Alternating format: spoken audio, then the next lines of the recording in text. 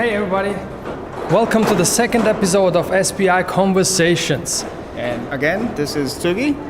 And here we have again Mr. Osaka. Ricky. And yes, we are still doing this, we want to make this a thing. Yes, we will try to post this regularly, and I would say on Thursday evenings, so I always check Thursday evenings if there's a new video. We try to be there every week, once every 2 weeks, or maybe at least once a month. Once a week.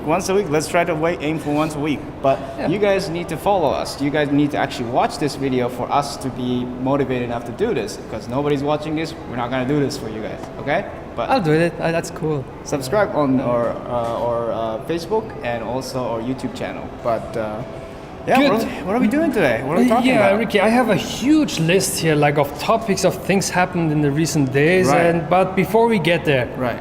The magical question: where are we today? Well, the place we are is called, it's actually inside the ground floor where we shot the last video blog, and this is the Osaka Innovation Hub. This is the hub of all innovation things in Osaka and Kansai.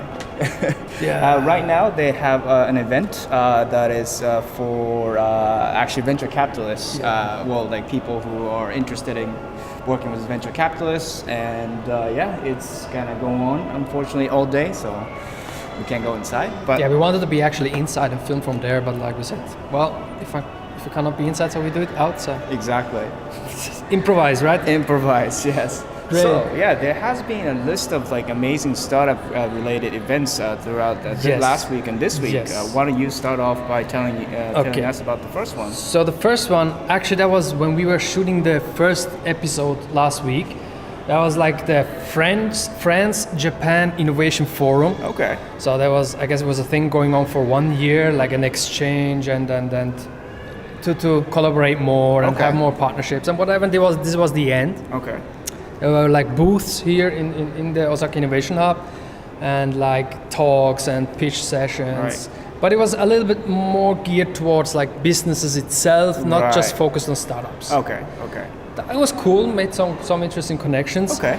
And you not only attended their Osaka event, but you went with them to Tokyo, correct? Oh yeah, actually it was a pre-event in Tokyo. It was organized by Orange Labs.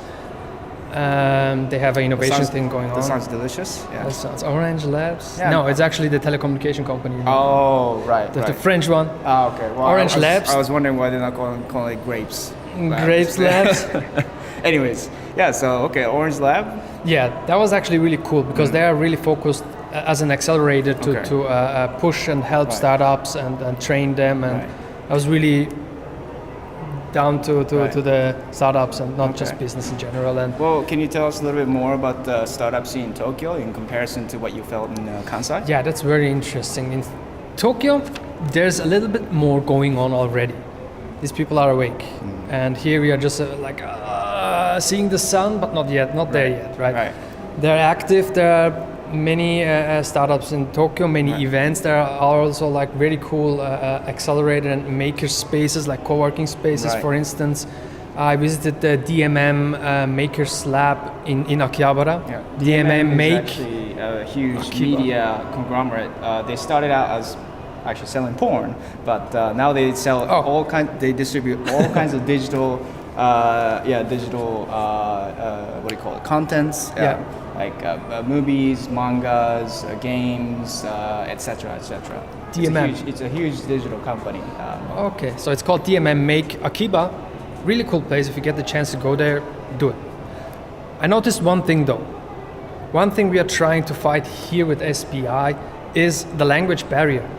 I went to many places with cool startups and everything, and I talked to people hey, how is the ecosystem here? They said, well, there is something going on. People are a little connected, and there is. Then I was like, yeah, but I don't get anything of this. And they said, yeah, mostly Japanese, only Japanese. Were you talking about Tokyo or Kansai? In general, okay, Tokyo as well as Kansai. Tokyo maybe a little bit more open up, but even the co-working space from DMM Make, they're I went there it's really cool. Wow, I wish I could work there. And then I'm checking out the signs and writings and everything in Japanese, and if you don't know the language, you're lost. Yeah, that's a huge problem.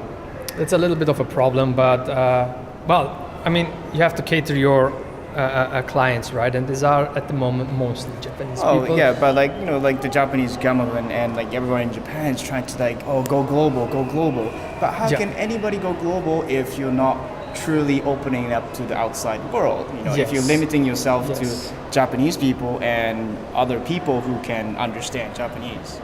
Yes, yeah, you limit yourself. Now, some people say like, we're doing this now all in English. Some people say, oh, you're basically limiting yourself to the English-speaking ones and leaving out all the Japanese ones, but not really, because technically, if you grow up here, you have some basics in English.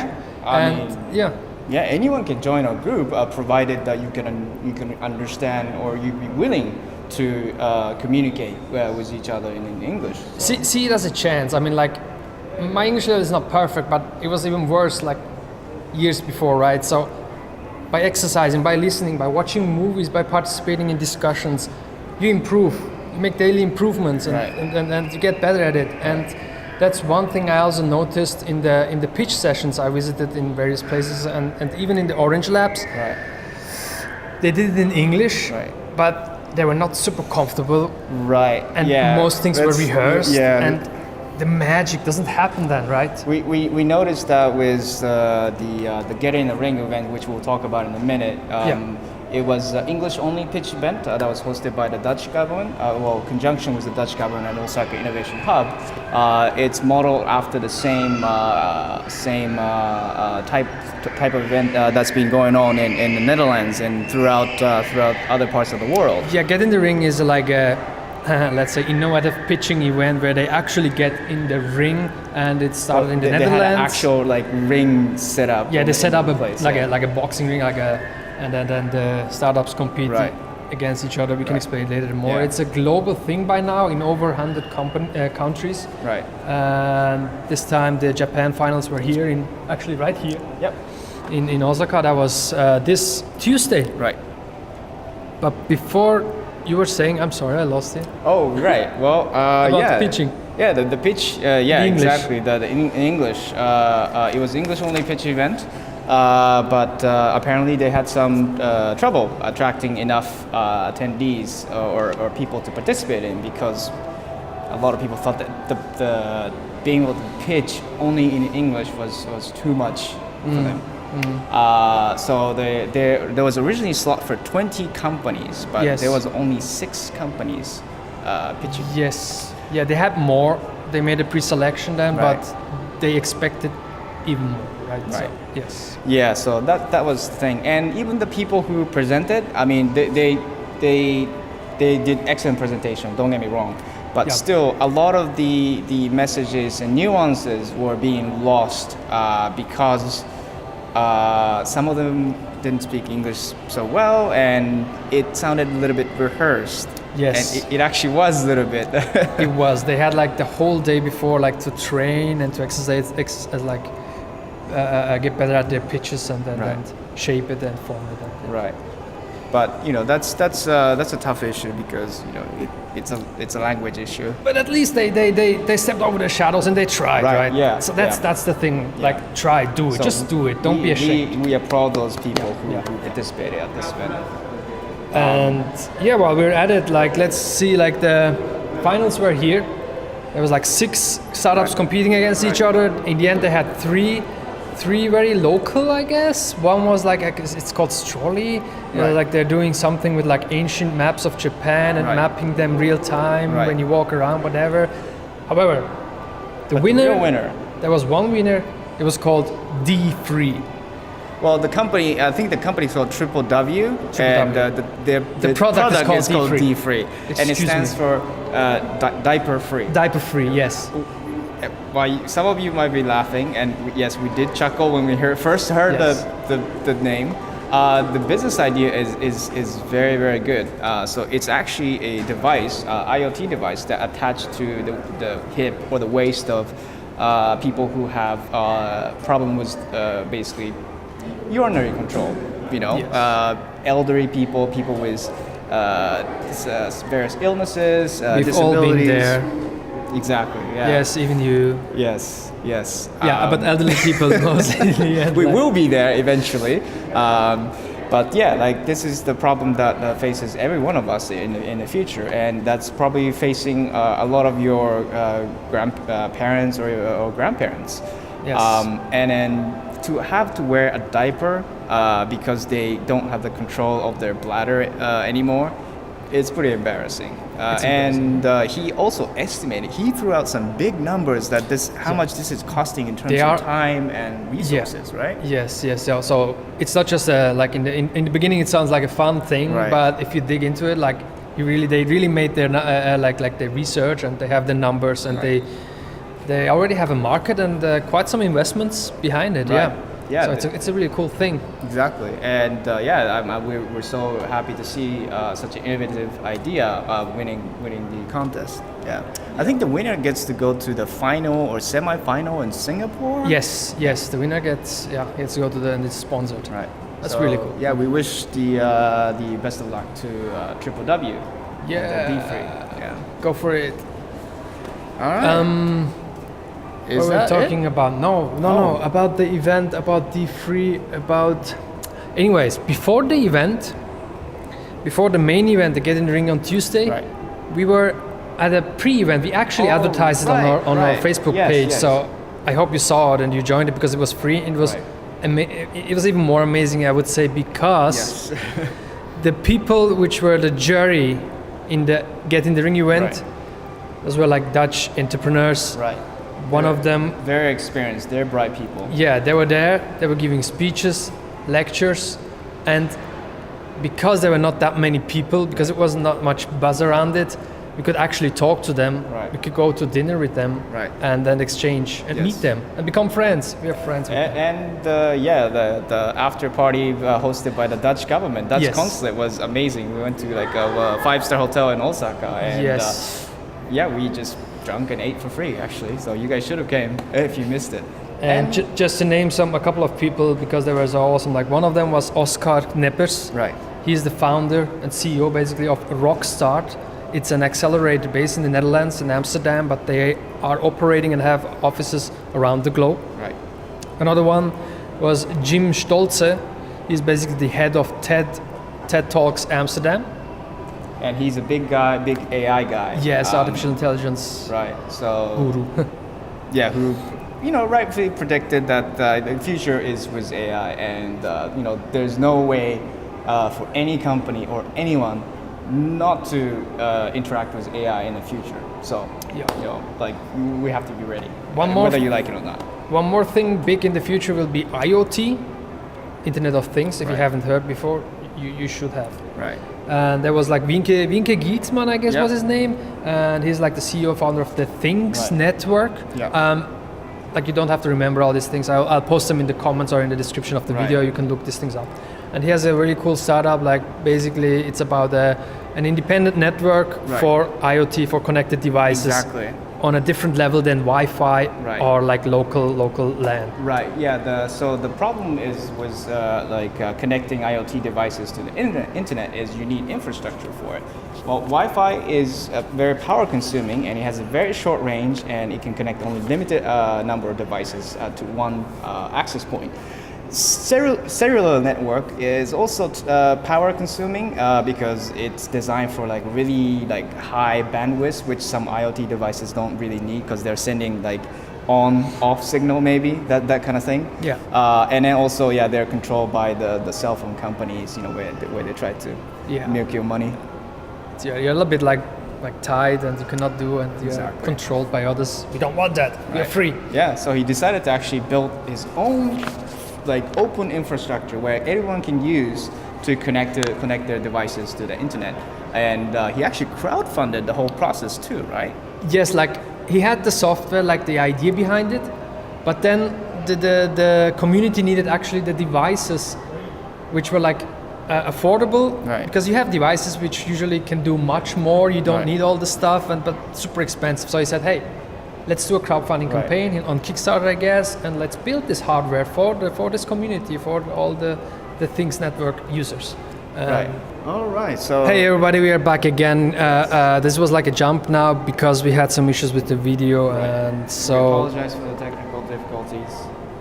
I'm sorry. Right. If you can do it better, if you have a studio, if you Right. can support us with this. Yes, we would love to have you guys. Yeah. And look at the bunch of very handsome gentlemen walking behind us. We were actually Anyways. waiting for them. We missed them before, so we Yeah, had to exactly, reshoot it. Exactly.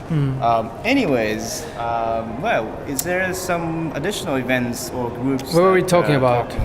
We were talking about this. Wait, did we finish the crowdfunding thing? Yeah. Yeah, so this guy from the Rings network, he Right. crowdfunded his own hardware Right. and was supported by his own community. Right. And I guess we mentioned already that there is already a community here in Japan. Right. Anyway, see the descriptions, check it out, it's really cool. And what other events we had this week? There was this one thing called Monozukuri Hub Meetup. It's actually a monthly event organized by Makers Bootcamp, a hardware accelerator here in Kyoto. And last night they had the topic, the power of storytelling, which ties in really well about what we were talking before with like startups not knowing how to pitch and how to tell their story, how to bring their emotions to the stage. Exactly. Because it's not just about your language skills. Yes, either. it's not just language skills. Yeah. And yes, we had some very popular guests last night. I was there, and one of them was like James Riney.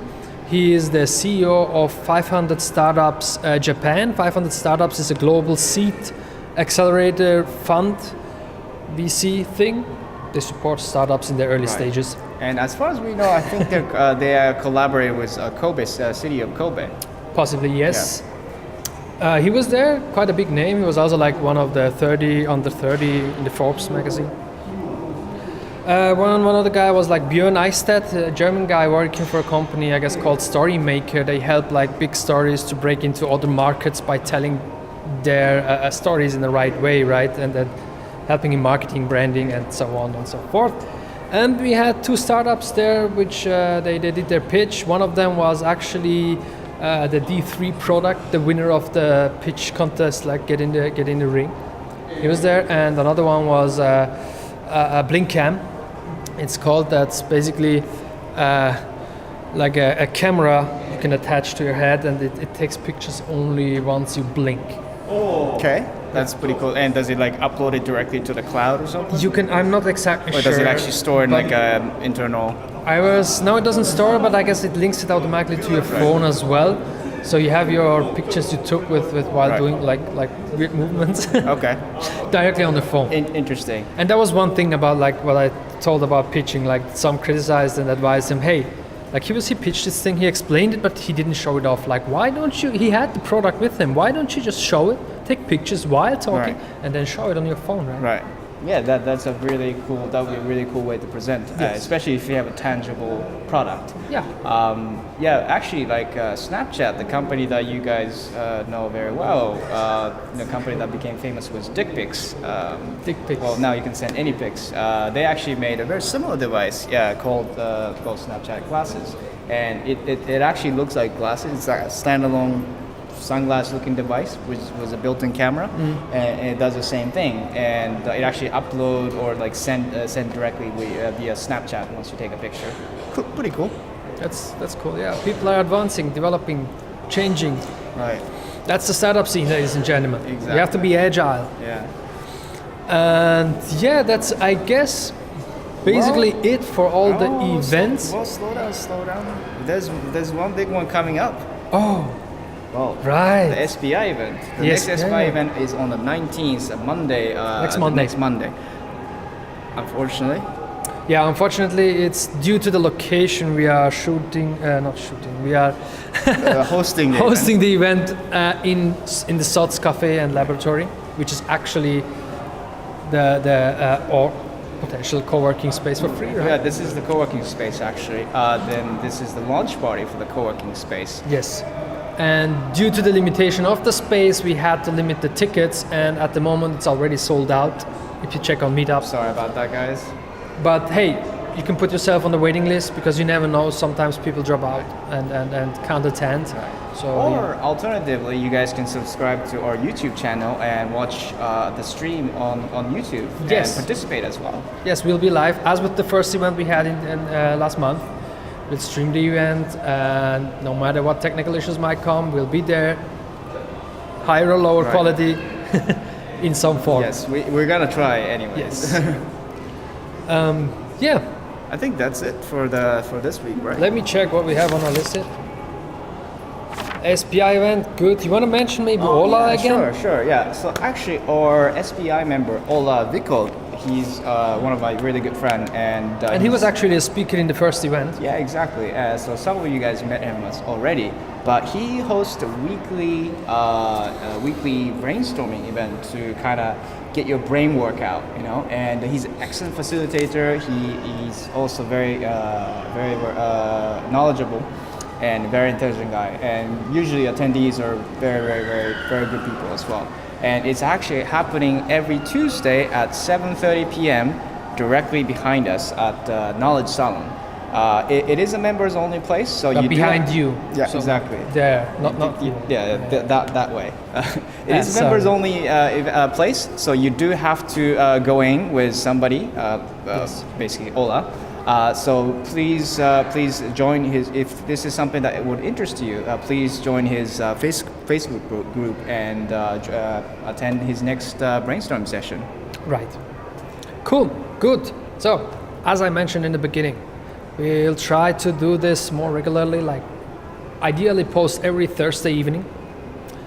I'm in talks with some people, like if either I'm here with one of SPI members talking, having a conversation, recapping what happened in the last days, weeks in the startup scene here in Kansai or in Japan, global.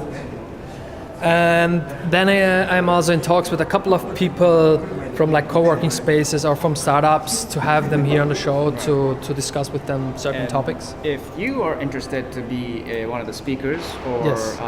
either on a video blog or at the next event, please give us a shout.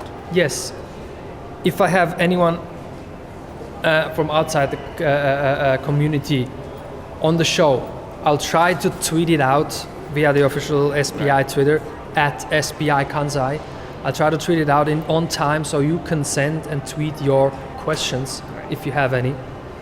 And in general, we encourage you to send us your stories, your questions, anything really, or as Ricky already mentioned, if you want to become part of it, if you have, if you're around. Exactly. And yeah, you can reach us at hello@spikansai.org. It's hello@spikansai.org. So send us an email. Check out our webpage as well, like spikansai.org. You find all the infos as well there. Exactly. And I post them here in the descriptions of the video. I guess that's it, Ricky. Yeah, like us, share us, subscribe to us. And already Merry Christmas. Merry Christmas. And maybe see you guys next year, although we hope sooner. Oh, we see you on Monday, Yeah. live stream. Then Yeah. we see you on Thursday, maybe, Exactly. if we have another video. And Exactly. then we see you. Yes. All right. Thank you. Bye, guys.